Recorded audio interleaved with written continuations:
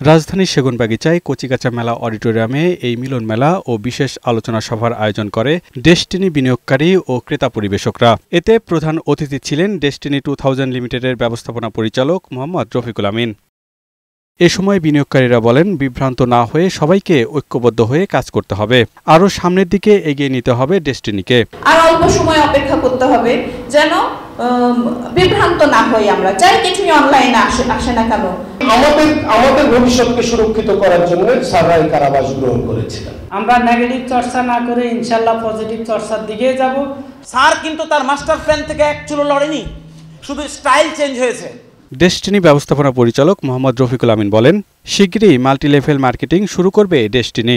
সামগ্রিকভাবে উৎপাদনে যাচ্ছি, রিয়েল এস্টেট বিজনেসে যাচ্ছি, আমরা রিয়েল এস্টেটও করবো। আমাদের প্রথম রিয়েল এস্টেট কাজ শুরু হবে চট্টগ্রামের হালি শহরে যে 63 কাঠা জায়গা আছে, সেখানে 40 তলা একটা সুউচ্চ ভবনের মাধ্যমে কাজ শুরু হবে।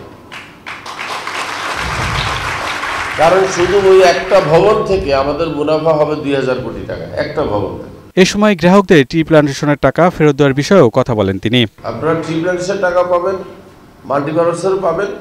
আমি সেই বিষয়ে কাজ করছি। আদালতের একটা অর্ডার লাগবে, কারণ আদালতের অর্ডার ছাড়া ব্যাংক অ্যাকাউন্ট খোলা যাবে না। অনুষ্ঠান শেষে 10 লাখ টাকা করে বিনিয়োগকারী 3 জনের হাতে ক্রেস্ট তুলে দেন ডেস্টিনি 2000 লিমিটেডের ব্যবস্থাপনা পরিচালক মোহাম্মদ রফিকুল আমিন। পিয়াস মাহমুদ, বৈশাখী সংবাদ, ঢাকা।